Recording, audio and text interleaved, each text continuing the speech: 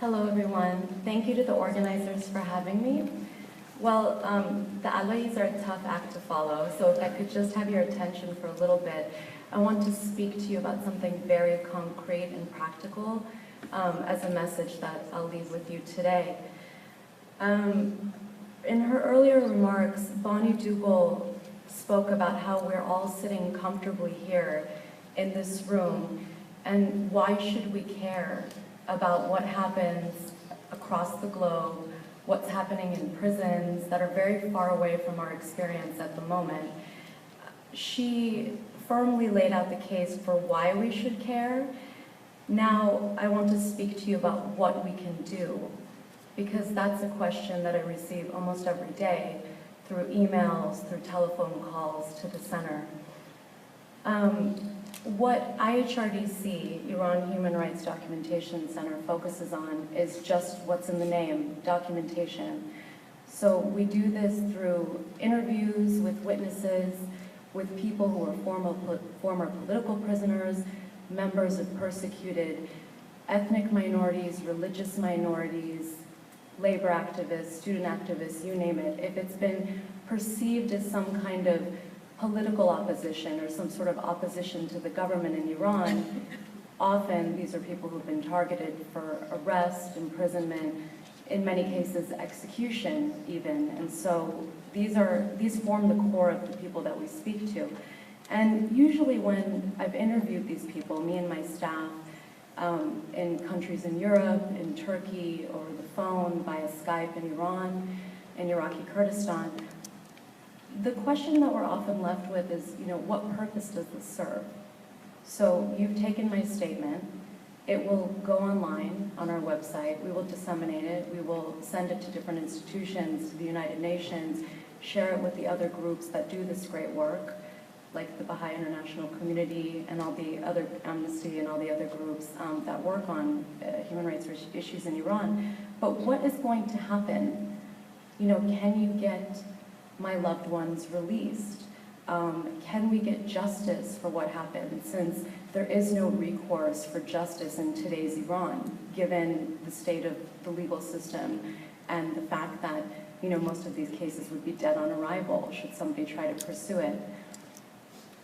And what we say is that as a baseline, we need to engage in documentation. We need to collect the information that either today or at least one day down the road can be used, hopefully in a court of law, maybe in a Truth and Reconciliation Commission in a free Iran, in other kinds of processes where some sort of justice and accountability can be sought out.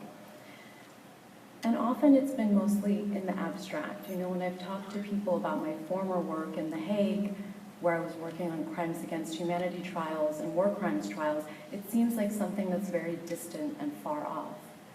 And I want to relate an experience to you that I had just a few weeks ago that shows that I believe that we're getting closer to a point where we may be able to seek real justice and accountability for violations that different groups of people in Iran and individuals have suffered.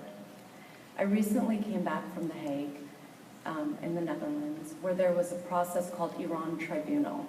I don't know how many of you are familiar with what that was.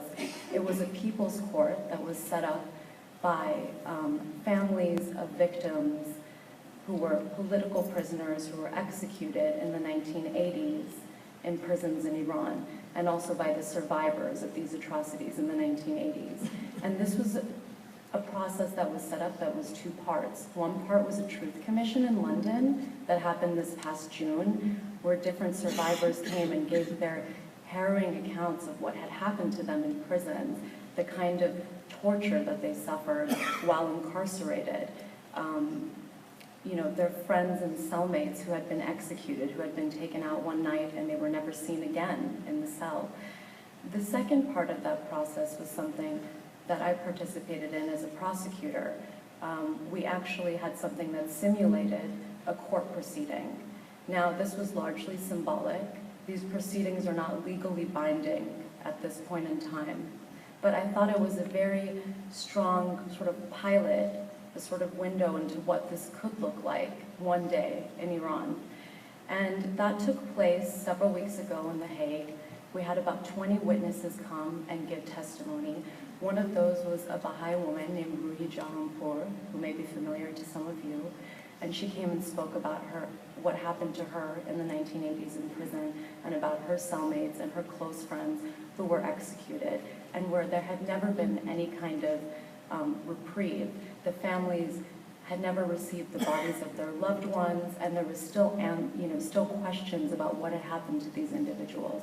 So we heard this testimony, and it was before a panel of international judges, people who had worked at the International Criminal Court, at the courts for the former Yugoslavia and Rwanda, who had been human rights activists and who had presided over these kinds of cases. They heard all the evidence. They heard us question these witnesses and speak about what the Islamic Republic had done to these individuals, and that these alleged perpetrators had never been prosecuted in a court of law. They heard all that evidence, and at the conclusion of 3 days of the proceedings, they ruled in an interim judgment that the Islamic Republic has a strong case to answer for crimes against humanity committed against political prisoners and prisoners of conscience in Iranian prisons in the 1980s. This is an incredibly powerful ruling. Although it was largely symbolic, there was many recommendations that were given to the international community to follow up on this and to actually take it to the higher levels and establish some kind of independent commission or inquiry that will finally get justice and answers for all of those who have suffered in that decade.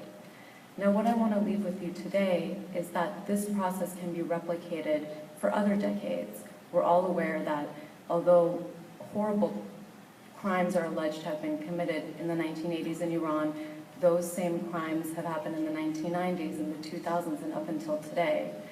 And so if we can replicate this process on different situations, and then hopefully bring it to a level of formal legal proceedings one day, that would be so important. And the only way that we can get there is by carefully documenting what has happened up until today.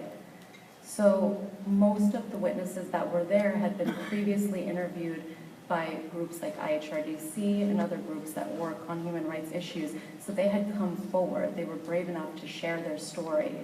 And what has happened since then is that a lot of other people have gone into contact with us and said, that happened to us too. We have experiences like that too, and we want our story to be heard.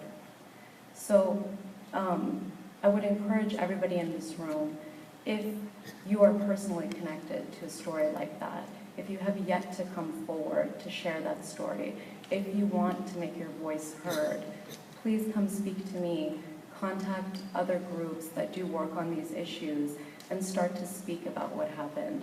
I'll leave you with one quick note. IHRDC has worked on comprehensively documenting violations against members of the Baha'i faith in Iran. Our first report came out in 2006. We had a series of reports after that, including a legal analysis that showed that the Islamic Republic has committed crimes against humanity against this population in Iran. And so many members of the Baha'i faith and that